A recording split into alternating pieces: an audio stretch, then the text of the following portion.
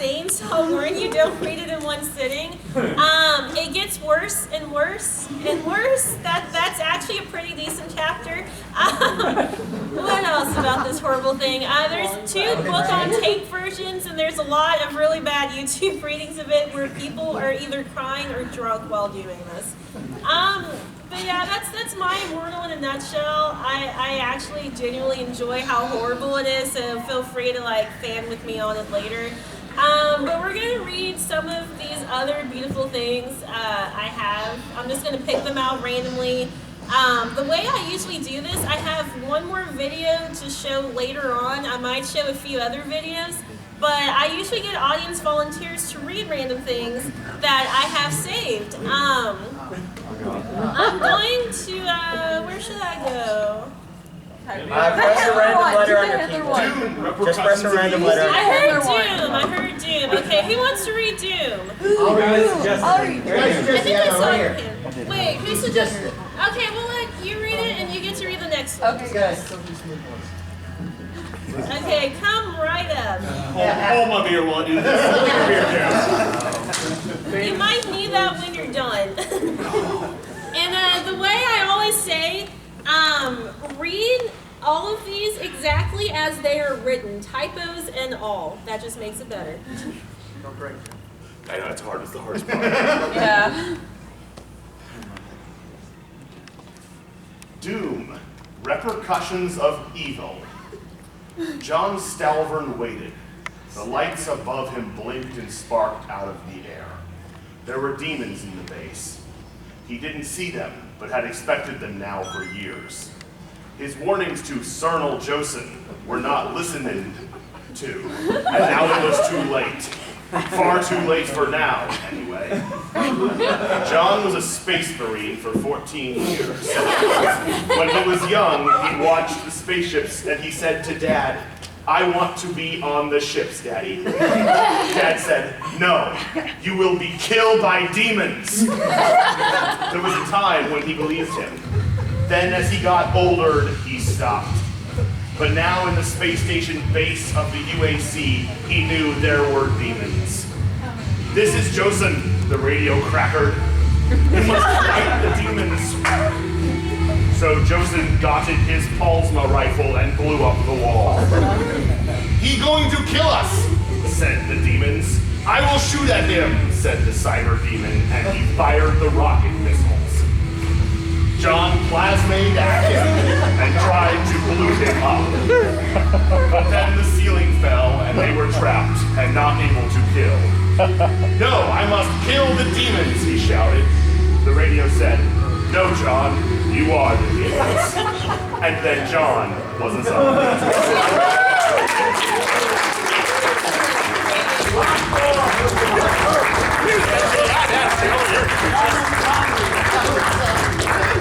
Then John was a zombie. You are up next. What should I give you? The Hitler one. You want the Hitler one? I want the Hitler one. This one's awesome. Jesus and Hitler! Yes! You're not worthy! Alright. I find a lot of these late at night when I should be asleep. And this one is I'll just let you find out. Alright.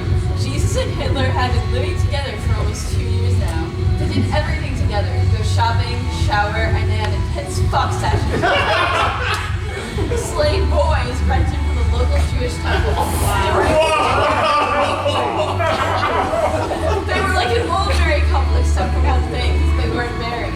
Hitler sought to remedy that. Hitler wrestled Jesus down on the floor one afternoon and for the best blowjob he possibly could, complete with ribbing and his stinky pinky. This is the greatest romance ever. I'm curiously aroused. After our Savior blew his load and shared a salty kiss with the Führer, he felt something cold slide onto his softening member. Looking down to his side, a golden cock ring with the biggest diamond this side of the Nile.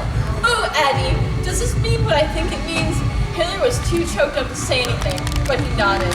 Jesus threw his arms around the Aryan hunk. Oh, Hitler, you've made me the happiest girl in the world. God Pause. damn it. But we'll have to get my father's permission first. And he doesn't know I'm gay. We'll have to go to heaven to talk to him. Hitler was confused, but Jesus explained his plan and he agreed. That night they snuck into Pontius Pilate's palace and started murdering every woman and child they could find. They stole from rim to rim, crushing skulls and slitting throats until a centurion found a little girl with her brains splashed on the floor and raised the alarm. The Lord and the Fuhrer were soon caught and were taken to Golgotha to be executed. This way, explained the anointed one. We won't be committing suicide. Hitler agreed that it was a good plan. Soon after they were crucified, they both died and ascended to heaven. There they went into God's living room. Jesus started to introduce Hitler, but God cut him off. I know him. He did some good work for me in the future. He gave Hitler a friendly smile, which made him feel uncomfortable. Jesus spoke, Dad, we have something to tell you. Hitler and I, well, go on, son. We're gay and we want to get married, Jesus blurted out. What? That's impossible. No son of mine is a homo. God raised his hand to slap Jesus, but he was crying too hard. It's okay, Dad, really. Me and Hitler love each other, and we want to spend the rest of our lives together. We came here today because we want your permission to marry. God sighed, okay, son, if it'll make you happy. He learned to give in to Jesus. Leaned in to give Jesus a kiss on the forehead, but he missed and ended up making out with Jesus. They separated, but it was so hot they were back at each other soon enough.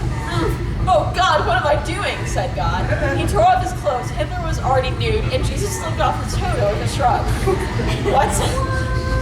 They did everything. Chain bangs, DP, Eiffeling. God even turned off gravity for even while in her position. It switched genders a few times for laughs. Jesus was a hog and tried to get his father and boyfriend to abuse him with both their schlongs at the same time. But Hitler and God managed to share a few intimate moments. After nearly 4 hours of wild lovemaking, all three gods were exhausted. They lay in a puddle of sweat and semen. Jesus was bruised and bleeding, but his father bought a potion from the local merchant for 2 gold and he only Jesus is a Pokemon, everyone! Jesus is Zelda. After he sent the 2 lovebirds back to Earth to get married in a traditional Jewish ceremony. He was sad to see them go, but he knew that he'd just be a third wheel. He went to his bedroom, turned on a TV, and poured himself a scotch. The end.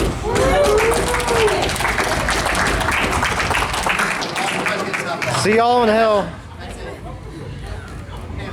That was the best thing ever. That was the best thing. Okay, I'm gonna, next one is a little shorter. I actually found it last night after I got home from Fandom Fest. Ooh, this is Who wants, yeah, it's brand new. Who wants to read a Nick Fury and Simba? On your hand. It's not what you think, that stuff comes later, but this is still really bad. You'd have no clue. Simba was laying in the sun, enjoying the warm African day. It was almost perfect until Simba! Nicholas Fury yelled, sweating profusely